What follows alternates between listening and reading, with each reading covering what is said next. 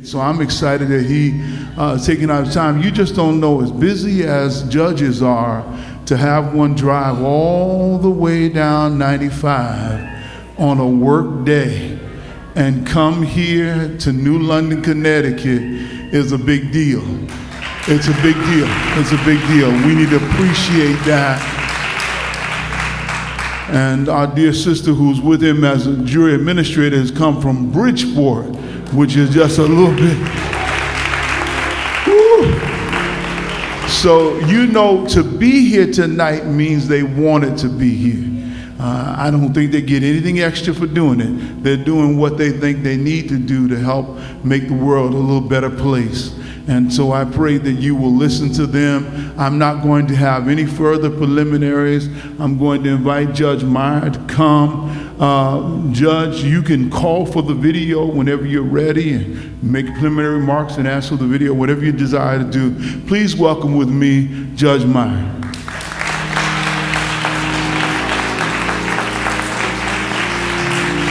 Wow, what a treat to be here. Please be seated. I'm not quite as tall as, and that's not usually something I say, but it's just so great to be here. We really, Jessica and I have really appreciate the very warm welcome. My name is Jeffrey Meyer, and I'm a U.S. District Court judge in New Haven. And I was appointed. Is that better? Okay, all right. I didn't know if that was somebody disapproving of something I just said. I didn't know. I wasn't sure. At any rate, I've been serving as a judge for the last 5 years. President Obama appointed me, and I was confirmed by the U.S. Senate. Now coming on 5 years after having done a lot of different jobs as a lawyer and actually a law professor before that time. And it's one of the most exciting jobs that lawyers, I think, can ever have, is to be able to serve as a judge. It's a very important job for very obvious reasons.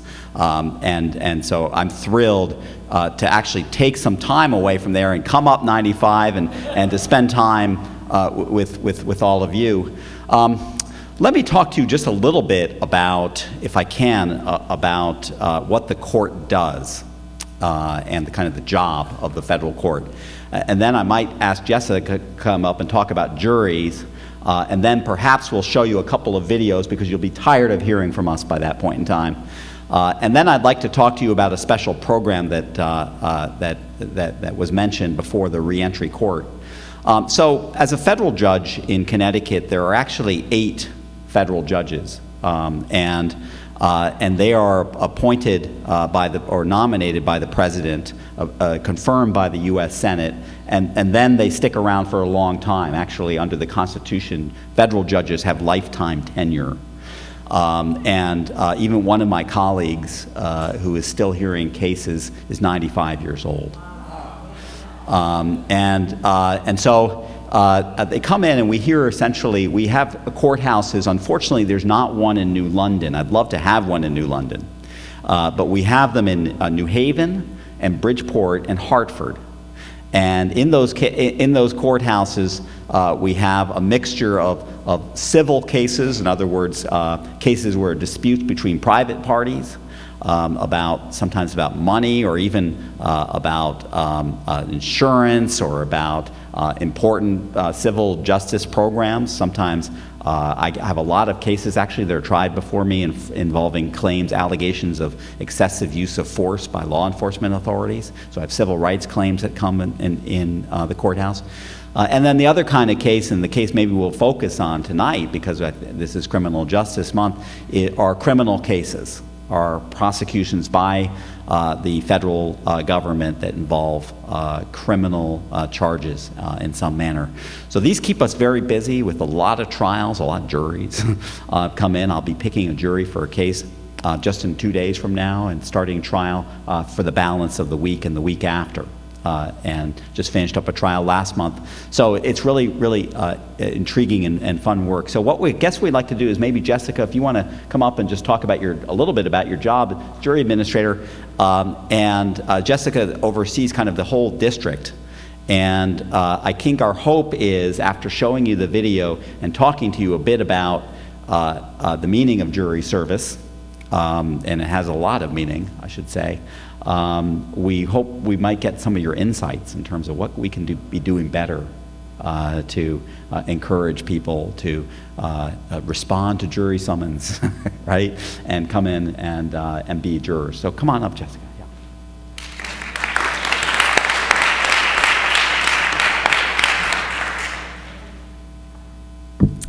Thank you, Judge Meyer. Thank you, Bishop Watts, and everyone for having us here tonight. This is truly an honor and a privilege to speak with you tonight. So, as Judge Meyer mentioned, I am the jury administrator for the district. What does that mean? Well, I don't do it alone. I have a team that consists of 3 jury clerks, 1 in each seat of court, so 1 in Bridgeport, 1 in New Haven, and 1 in Hartford. And together as a team, we bring jurors in and help judges and lawyers pick the juries that they need. So prospective jurors actually receive from us at the time of prior to the time of the summons, I should say, long before the summons, they receive a postcard from us that asks them to fill out a federal, I see some smiles and some nods, asks them to go to our website, eJuror, and fill out a qualification questionnaire. So that begins the process. And again, that's once we've built our wheel and we have a certain number of jurors to pull from. So the first step is sending out that summons, and eJuror actually has 24/7 accessibility. So that's a good thing. When you receive those questionnaires or the postcards to fill out the questionnaires in the mail, that means that you can go on, at night when you get home from work or on the weekends. The next step, once our jurors are qualified, is to schedule them to come in for an initial jury selection. And to do that, we actually send out summonses. So that's a federal summons that you receive in the mail. And that summons from the federal court will have 2 trial dates as well as, 2 selection dates as well as trial dates that coordinate with each of those selection dates. And one of the ways that helps us is that we're able to either defer or excuse jurors who are not available on those trial dates. So you're able to write into us, write into our jury clerks who read every email and respond, and let them know that you'll be away, or for whatever reason you might need to change your date. Excuse me.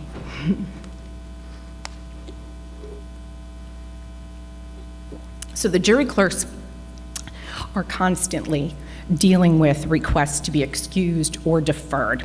And again, by the time we get to the selection date, that really has narrowed down the pool, which makes it extra important that we have plenty of jurors to come in on those selection dates.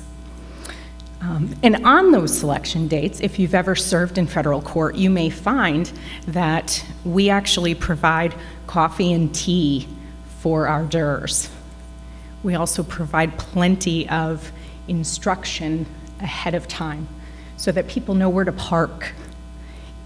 If people live in towns outside of the cities and they're not familiar with driving around, we have directions, we have maps, and we're always available. Our jury clerks are always available if you just give us a call. We have toll-free numbers in each seat of court. We have direct lines. My direct line, as well as all of the jury clerks' lines, are all on our website, so easy to find. When you come in for jury selection, you are paid $50 a day as long as you are not a federal worker. In addition, we reimburse for any parking, up to $15 a day. We also pay for mileage at the IRS rate of 58 cents per mile, round trip. You can make a lot of money doing this. Essentially, yes. Especially because if you're selected to serve on a long trial, after the 10th day, your pay actually goes up from 50 to 60 a day. So, yes, we try to treat our jurors well. And then also, if jurors require a proof of service for their employer, we will have those available on the date of selection. And then if you were selected to serve as a trial juror, you can actually go onto that same website that you filled out where you filled out your qualification questionnaire and the bottom portion of your summons, and you can print out a certificate of attendance that you can bring into your employer. We also strive to keep our jurors well informed. Again, our toll-free number and all of our numbers are published on our website. We provide quite a bit of information with our initial summons packet, and we really do welcome any questions and any concerns that jurors might have. Jurors also receive an updated status the evening before they're scheduled to report for their selection and also for the trial if they have been selected. So those are some of the things that we do to make it as effortless as possible for you, for our potential jurors. So thank you again for having us here tonight, and I'm going to turn it back over. We'll run the videos. I believe we sent 2 links, and we will play them back to back. All right, thank you. The following program was produced by the United States Courts. Jury service is one of our most important civic duties. The Sixth Amendment of the U.S. Constitution states, in all criminal prosecutions, the accused should enjoy the right of a speedy and impartial trial by a jury of the state and district of where the crime has been committed. In other words, any person accused of a crime punishable by law has a constitutional right to a trial by jury. The Seventh Amendment provides a similar right to trial for litigants in a civil lawsuit. So, how are jurors selected? If you are at least 18 years of age and a U.S. citizen, you could be summoned for jury service. Jurors are essential. They listen to testimony, review evidence, and render a decision in a civil or criminal trial.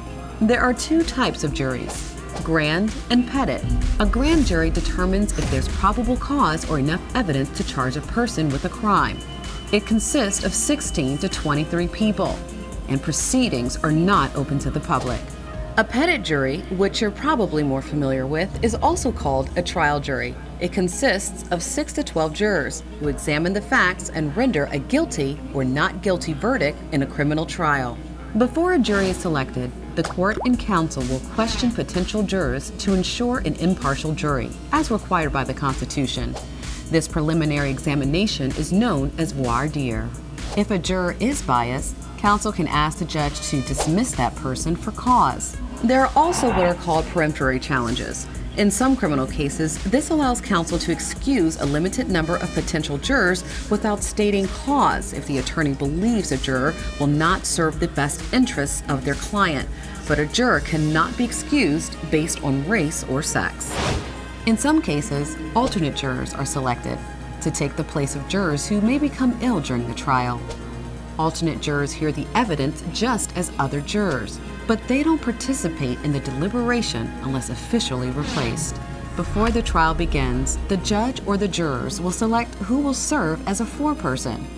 This person diffuses arguments, ensures each juror has a fair say, and addresses any necessary correspondence or questions to the judge. During the trial, jurors will hear opening statements from both parties on the reasons they are in court, testimony of witnesses, and evidence introduced. And finally, closing arguments. Throughout the trial, proper juror conduct is essential in order to be fair on all sides. In other words, jurors must not discuss the case and keep away from media, including social media. At the end of the trial, the judge will provide the jury with instructions and the final verdict is achieved.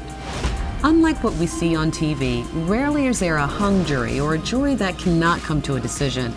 If a jury is deadlocked and cannot reach a verdict, the judge will declare a mistrial and a new trial may take place. Jury service is a fundamental right guaranteed to all U.S. citizens. It is a civic responsibility that connects all of us, and it is one of the very important aspects of our democracy.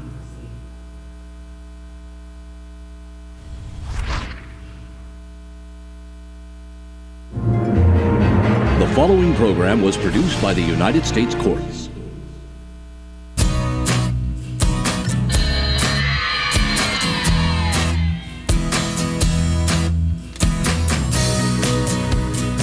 Hello, I'm Chris Thomas with the United States Courts. In this edition of Court Shorts, we focus on jury service.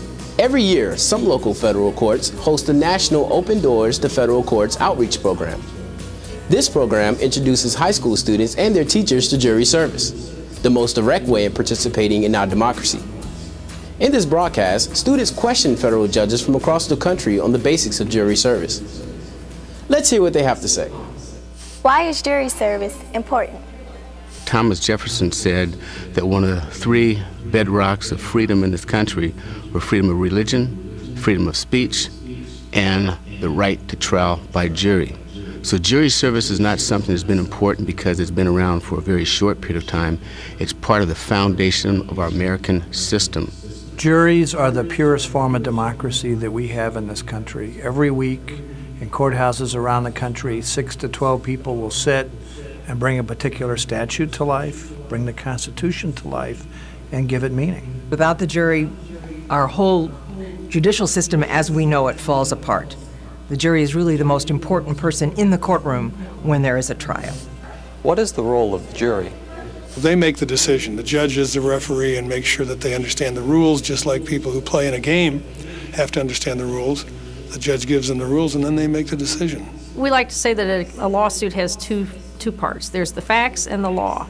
I'm the judge of the law and the jurors are the judge of the facts. They decide who to believe and who not to believe. I give them instructions on what law to apply to those decisions, but the jury uniquely decides what the facts are of the case, and then they apply the facts to the law as I give it to them. How long will I have to sit on a jury?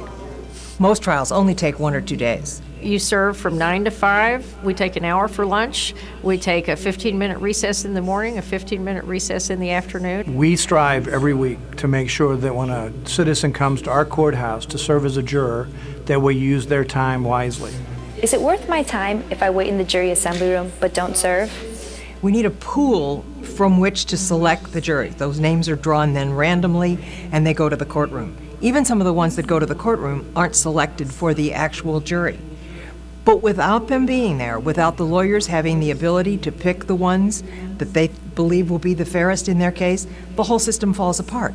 Having the jury in the room and maybe the defendant or the plaintiff hearing for the first time the case coming together in a certain way sometimes will facilitate a settlement.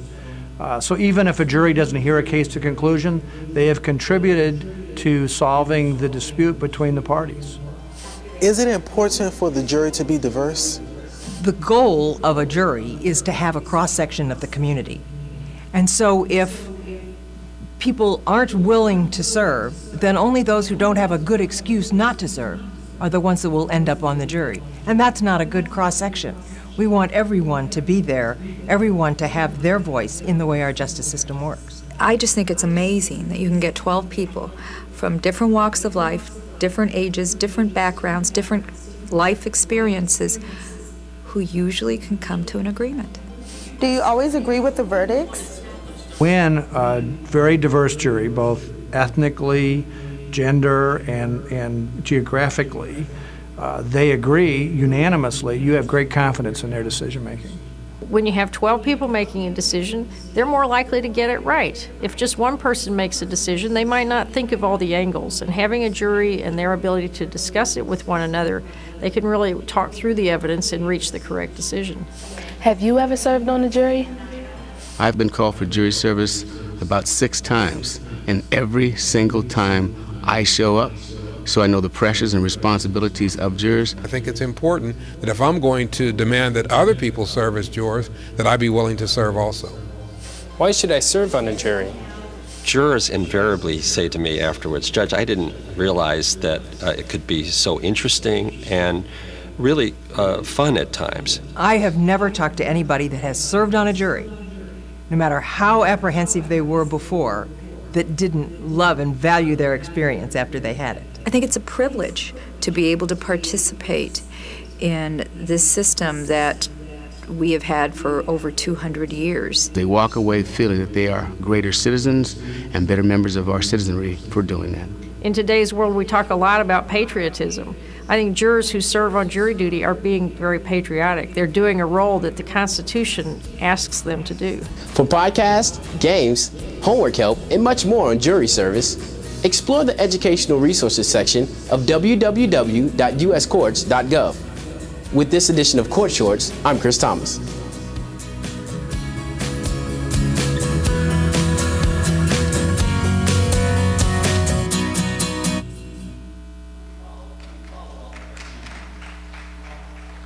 A lot of information in 2 quick videos there, but let me follow up on the last point that judge was making about jury service being essentially an act of patriotism. And it is, believe me, it's a big, big sacrifice. We ask jurors to come in and sacrifice sometimes days, right, at a time. And the fact that even if after you've served 10 days, your pay goes up to $60 is not nearly enough, right, to pay back what it is people are sacrificing. Most of our jurors, most of our trials are a lot shorter than 10 days. But I can say is what I'm always impressed with, sort of out in the street, and it may be sort of born of some cynicism about jury service and about the burdens of doing it, but you always hear people saying, oh, I got called for jury service, right? And what excuse am I going to make up, right? Or in so many words, okay? What am I going to say to get out of jury service? Well, I have found, and it's one of the things that perhaps most surprised me when I took this job, when folks get in there and they listen to what the case is about and they have the sense from the parties that this really matters.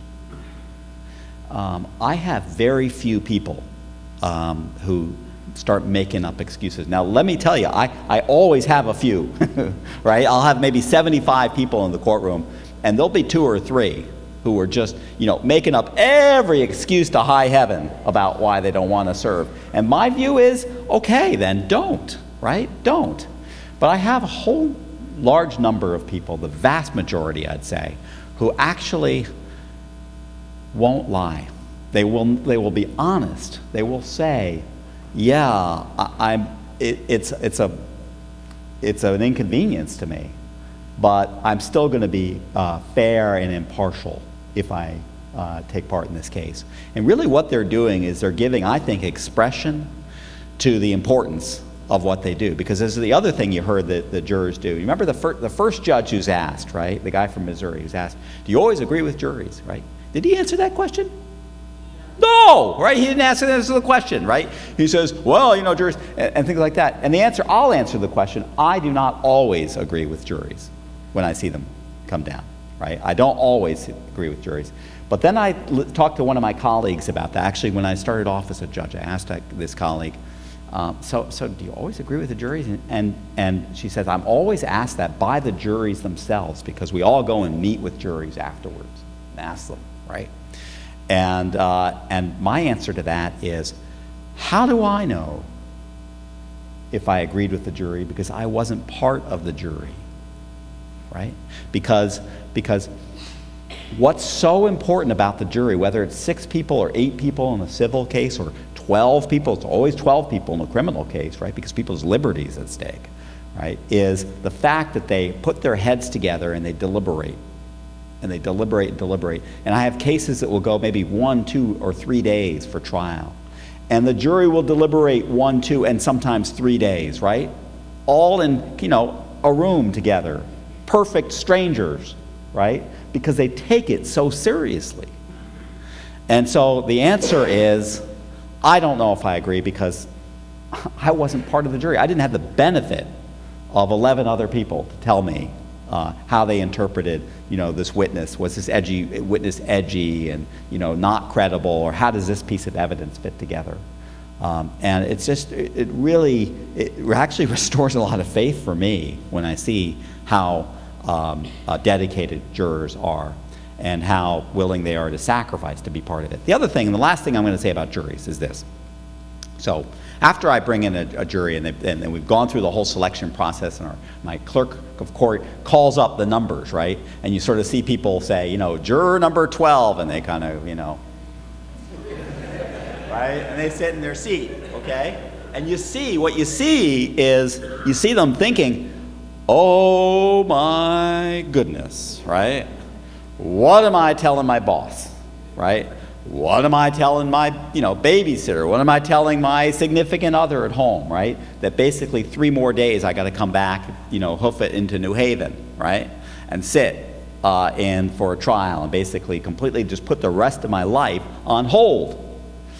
And I see that, and I sort of see them slumping there, sitting in the jury, and then watching forlornly as all the other jurors get to trot out the door, right? Free as bird, right? Okay? And I say to them, you're feeling like you got a pit in your stomach now, but all I can say is after the jury has served, and I go back to the jury room and I meet with all of them and talk to them about their experience, I've almost never met a juror who wouldn't say, I wouldn't have missed it for the world. Not for the world, I wouldn't have missed it. Because I learned so much from being in a different environment, right? You learn something. This is how we grow as people, right? By interacting with people who are different than us, right? By being in a situation where you have new challenges, where you're learning about new facts that you haven't been exposed to before. So anyways, that's my pitch, okay, for better or worse. Everybody knows and comes to it, okay? Notwithstanding, the whopping $50 a day, right? Or coffee and tea, okay? We forgot to mention, we actually give pastries, okay? Pastries, okay? They're making a little, they'll add a little bit, right? But there's some pastries in the morning. Isn't that right, Jessica? You didn't, during trial. Okay, and during deliberations, you get lunch every day. We forgot to mention that, right? But that's not why you're going to serve. You're going to serve for the experience in the service. Let me talk, and I know we have just about 15 minutes left to spend with you. I want to change gears if I can and talk about, because this is Criminal Justice Week, I want to talk to you about a different project that we've started in the federal courts. And it's called the Reentry Court. And the idea of this program is to have a different kind of interaction with folks who are subject to the criminal justice system than the usual interaction that you see, right? My day job, of course, and oftentimes is, right, I strap on the robe, right? Come in, the magic door behind the bench, right? Take the bench, right? Everybody stands up, right? I got a courtroom deputy, gavels me in, right? It's a very formal proceeding. It's open to the public. Anybody is welcome to come in and watch it, but it's a formal proceeding. Criminal cases, of course, are very formal proceedings. I understood from chatting with some of you that some of you are involved in one way or another sometimes with the criminal justice system, perhaps in law enforcement. I think, Mr. Morton, you've been in law enforcement. I was learning about that and service for the country, too. It was really impressive. And so you've seen some of that that goes on. But basically the idea is this with the reentry court, and we have a similar program called the support court, which is focused on people who have substance abuse challenges in their life. And boy, challenges is an understatement, right, for substance abuse. Essentially, the idea is after they have come into the criminal justice system, for folks who have drug addiction problems, it's actually even before they would be sentenced for a crime. We invite them to come in and meet basically with a group of us. It's the judge, no robe, It's the probation officers, it's a representative from the prosecutor's office, a representative from the defender's office, maybe a legal aid lawyer, and we sit around a table in the courtroom. No gaveling or anything like that, and we problem solve. And we say to somebody who's in the program, I'll take a guy like Kevin, one of our participants. Kevin served a 26 years in federal prison, and he came out basically needing a new start on life, right? And he decided to come to this reentry court program. And we sit around with Kevin every 2 weeks, and we talk to him, Kevin, how can we help you get a job, frankly, right? Use contacts that we have. I sit right on the edge of the Yale University community, right? We'll bring in the head of HR for the Yale New Haven Hospital, which is Connecticut's largest employer, right? To talk to people about what can we do there. But beyond that, right, we're not just as people, we're not just our jobs, okay? We have full lives in terms of we need a place to live, okay? We might have, we want to hook you up with some services, try to find a place to live, get rental assistance, right? Or you need help with a health issue, a serious health issue. We had a fellow, Melvin, in the reentry court, who's now graduated successfully, who had a serious eye issue. His eye was basically just watering and tearing and just causing all sorts of distraction and making it harder for him to get a job. Melvin's now a manager at a national car wash company. But we hooked him up with a surgical program and got him surgery for that. You might have health issues, right? That really need to, other kinds of health issues that need to be addressed. There may be legal issues. A lot of the guys who are coming back into the community, they've been basically torn away from the family, right? And they need a place to reconnect, or some way of reconnecting with the family. And that can be hard. I don't pretend to know how hard that can be. But that can be very, very hard in terms of reestablishing themselves, especially with the children. And so sometimes there can be issues there, right? So we'll say, okay, well let's help you try to work that out. Sometimes if they're in court for some reason, we'll help them get an attorney for a civil legal problem, right? So basically the idea behind these programs, especially the drug support court, is also to give them help with that issue, right? Is help people, right? Help people. Affirm them, okay? Help them realize who they can be. If you've come out of prison, if somebody's come out of prison, you deserve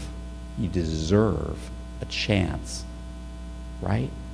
You deserve, the price, whatever price it was, is paid, okay? It's now time to start again, and, okay, not to have the system, giving you back of the hand, in my view, right? The system, right, which, people in the system, the judge, right, should be helping. And so that's the vision we have. And so for everybody who comes into the program, we say, you come in only if you want to, okay?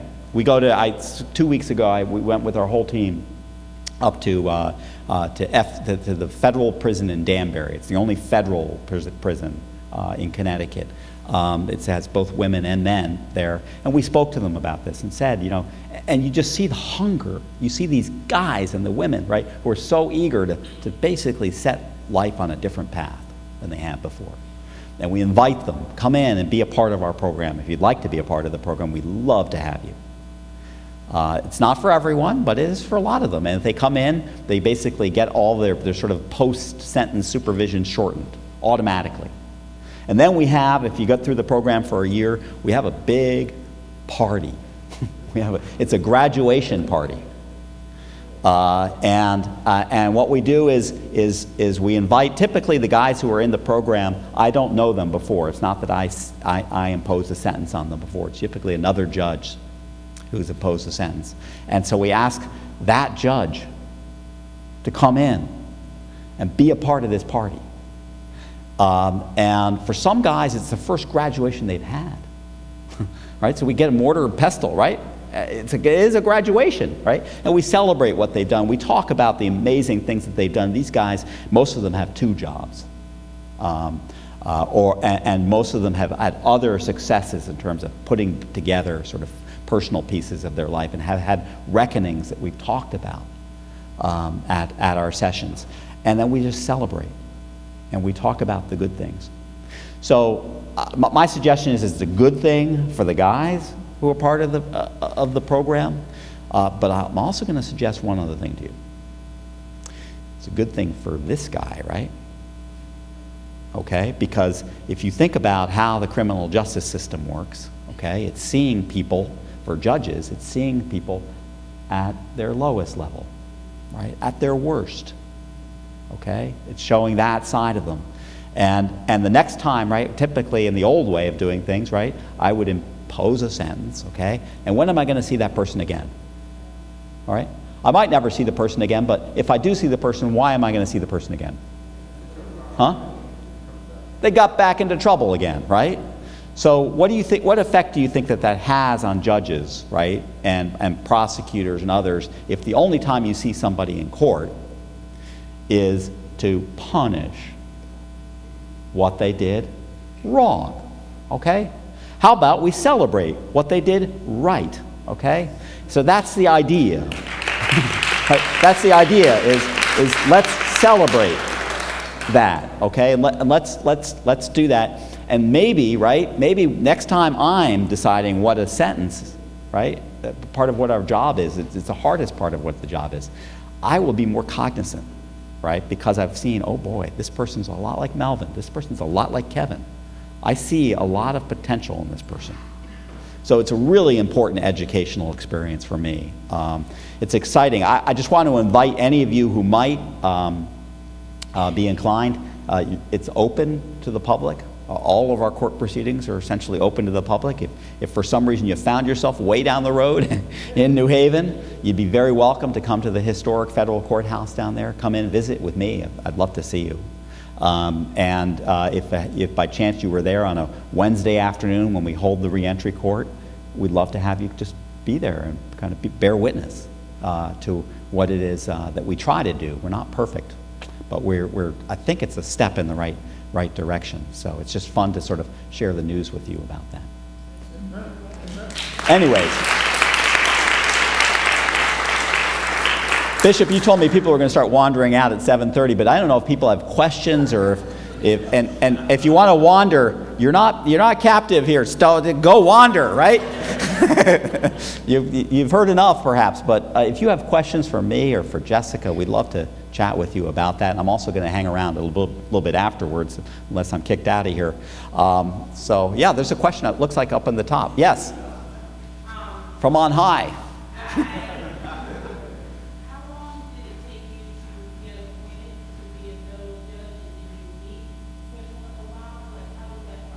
Right. So the short answer is I did not meet President Obama. I'd love to have been met by him. He was a pretty busy guy. He's probably still busy.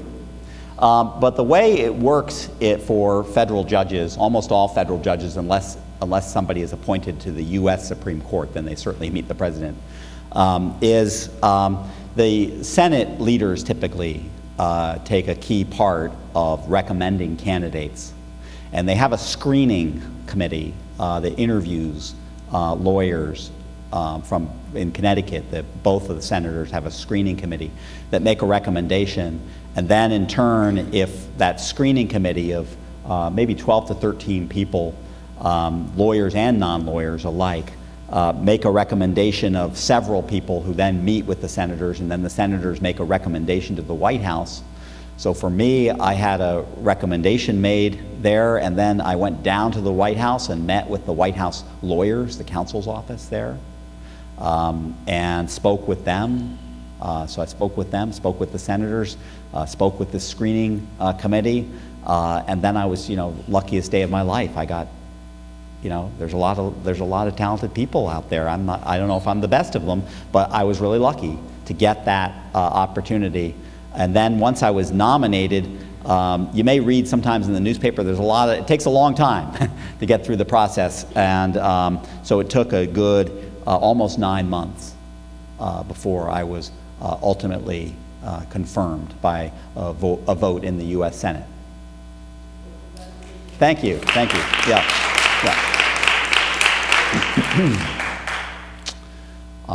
Yes, ma'am.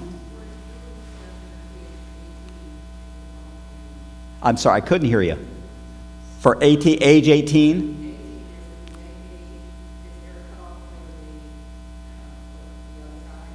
There, right.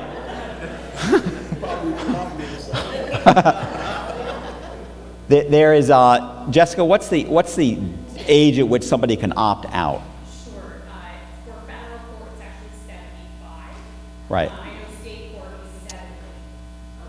Right. At the moment it's 75, but we have had jurors come in and serve well into their 80s. Yeah, so some folks do that, but if you're 75, so you've got a lot more years to go.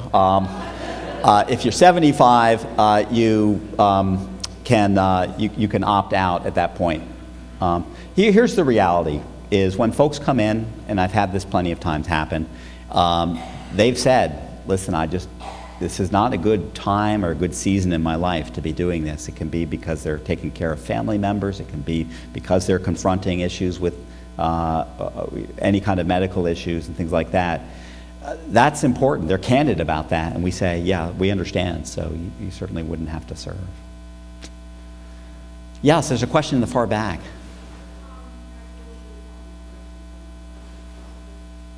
Which facility are you at? Okay, great, yeah.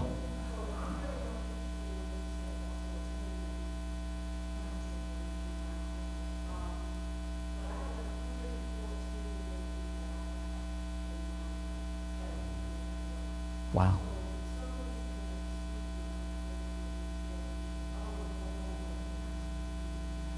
I'm around afterwards. I'd love to chat and find out more about your work.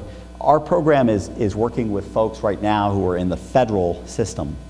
So not in the state system, but everything that's going on. The state system, of course, as many people will know, is larger in terms of the sheer number of people. And it's really, really important what's going on there. My spouse, who works as a law professor, also teaches and runs a program with Quinnipiac University to do college courses for folks who are in the state prison systems, including, I guess, down the road from here at Niantic, York Correctional. It's really important work that everybody who's working in the corrections. Boy, I could give a hand for the people who work at corrections. You know, upholding the level of professionalism there in a difficult environment is really, really impressive work. And I've seen some people really do it very well. There are other, yes.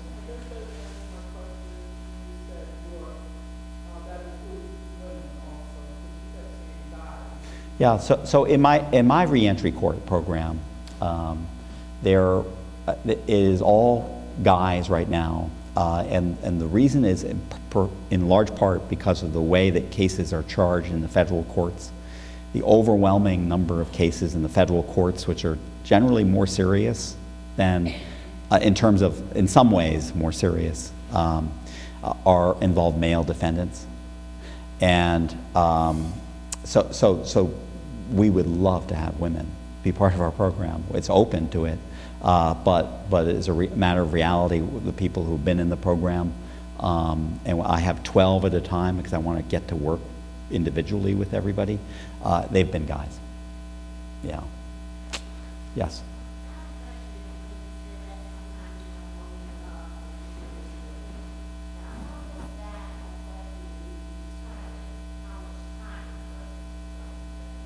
How much time? Yeah.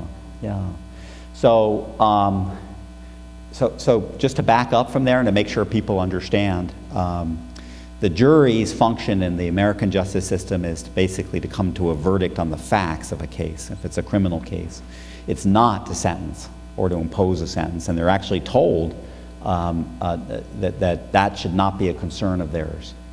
So juries are not told typically then for anybody whether that person has a prior history in the criminal justice system.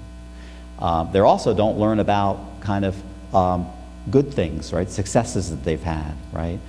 They don't learn about family dependence issues, right? They've got kids or they've got others who are counting on them. So the juries basically don't have access in their role of determining whether it's guilt or not guilty verdict to those kinds of facts. So then to get to the answer to your question, does that make a difference? I have to look at the whole picture that I see. So one of the challenges can be, right, I'm trying to figure out the whole picture, but I also, I respect juries, I have to say. I just do. I feel like it would be kind of the height of arrogance for me to think I'm one person, I'm smarter than the 12 people. Really? Really? No, I don't think I'm smarter than them. So even if I'm not sure I agree with the jury, unless I'm really convinced, and I do have that authority as a judge, and judges occasionally do that. I have not done this so far in my 5 years, but occasionally they say, the jury just missed something really important here, and so they upset a verdict.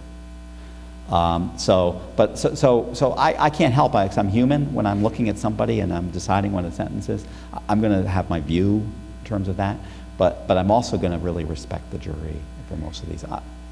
That's a kind of meal-mouth answer to that question. Did I answer it? I don't know. There's not a numerical formula for it. I just try my best to kind of consider the whole person, in light of what happened. So I don't know if there's other. Yes, sir.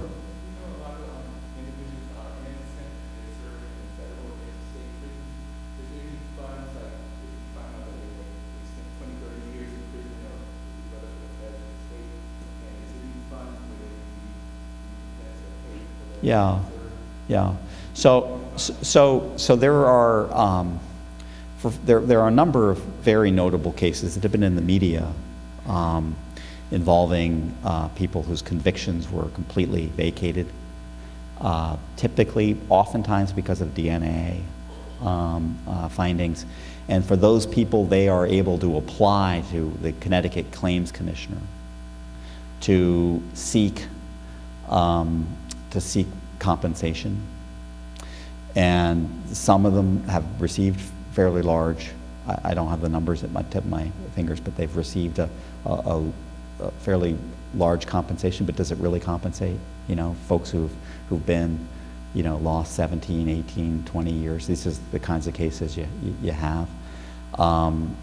Other cases I've had sometimes end up in my court. I can't talk about them in any kind of detail except to say that they involve cases in which somebody served a very long time and then now they're suing the police departments and investigators who were involved for compensation.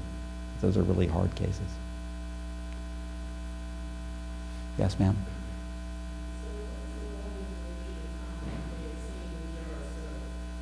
What's the longest period of time?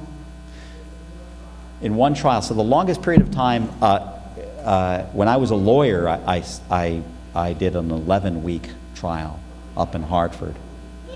Right, 11 weeks, putting on a show every day, 11 weeks. That's a lot of witnesses. Hours and hours of closing argument. Last May, I had a case involving an alleged bankruptcy fraud case that went the whole month of May. I lost my whole month of May. That's what my wife said to me. She said, your whole month of May is gone. Because I was in court listening to a very lengthy trial. The jury, there were 10 members of that jury. I picked an extra number. I'm only required to have 6 for a civil case like this. I said I'm going to have 10 because the jurors are going to drop like flies, right, when they find out, right? It's about bankruptcy, right? It's not the most exciting thing. They came in, those 10 jurors, and they sat for the whole month. Not a single one of them dropped off. And that was, to me, again, sort of another symbol of, wow, these jurors are so dedicated. They sit there and they sifted through the evidence and really worked hard to come to a verdict. Pardon?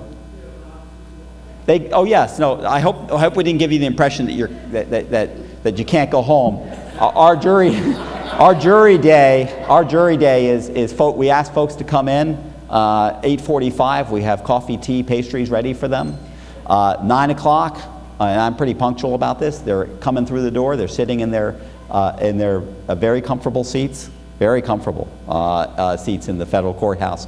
And then they are watching and seeing the video. They have video screens. They're watching the evidence there. We take an hour for lunch, breaks in the morning, breaks in the afternoon, and 4 o'clock, heading home. A lot of the folks that come to federal court in New Haven are from New London area, actually. So they have a lot, you know, it's a ways to come. I got people from Ledyard and Gales Ferry and all over. Yeah. They do. Absolutely. Absolutely. Right. Yeah. Yeah. We try to keep the alternates down to a minimum because we don't want people feeling like they've wasted their time. But they're really important because there's cases in which somebody gets sick and has to drop off, and you don't want to lose the whole trial, right? You've been on trial for 2 or 3 weeks, and heavens, suddenly one juror gets sick, and you have to or you know, they have to go to a memorial service or something. So we have alternates are really important. Yeah. Yeah. Yes, ma'am. No. No, I just, yeah, you know, they do that. I think they maybe do that sometimes in very special kinds of cases down in New York City. That's just such a burden, right, on juries. And you know, maybe if there were some sort of a safety issue, we've never had any kind of a safety problem. I've never seen a case, at least in my court, in which a juror has been threatened or anybody has acted inappropriately towards a jury. So we trust. We really trust in that. One of the things that we ask, and it was referenced on the video, is we really ask folks, if you're going to serve on a jury, you can't Google things, right? I mean, for all of us, who here doesn't Google everything, right? I can't find my way home, right, without looking at the Google, right? Right? You're constantly Googling things, right? So you always, and we sort of reflexively think of, this is the way we learn about things, right? Google it, okay? So we're asking jurors, don't do that. Stay away from the phone, okay? After the case is over, Google to your heart's content, right? You can look up all the people and read up everything about the case, but we ask people, it's so unfair to the parties if people are kind of learning things on the side, right? They're going home at night and researching the case and seeing if there's some additional piece of information that they don't know about, right? Or about the lawyer or about the person. That's just so unfair. It doesn't give the person a trial on what's in front of them in the courtroom itself.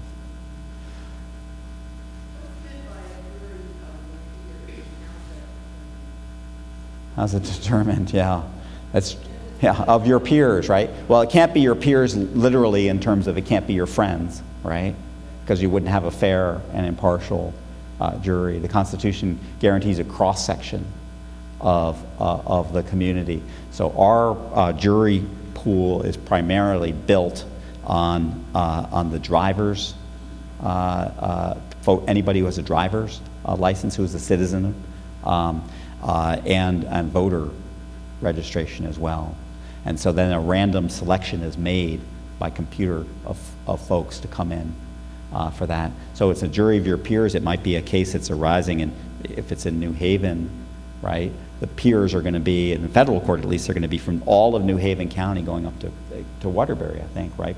For folks in the New Haven courthouse, all the way out to the Rhode Island line. So your peers, I guess, are from Connecticut, from a certain part of Connecticut, but that's what the jury is taken from.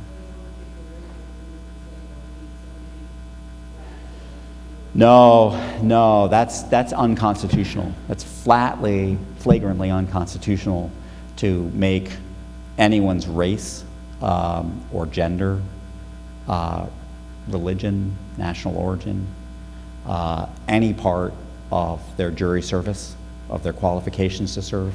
If somebody is challenged by a lawyer as what's called a peremptory challenge, you saw in the video, on grounds that might be because of race, the other side can ask the judge to invalidate that challenge. That's very, very important, and I tell the jurors beforehand, actually have them watch a video on before they ever come into the courtroom on something called implicit bias, right? The idea that you may not think you are carrying racial distinctions or sexist distinctions. But it's possible that our subconscious, and psychologists and psychiatrists confirm this, at a certain subconscious level, we could be harboring them, right? And counting certain things against people because of the way that they look. Stereotypes, flatly against the law. And the challenge is make people aware of these possibilities as much as we can. So I think we're out of time. Are we out of time? Okay, all right. Thank you so much. I hope to see you all in New Haven. Come visit.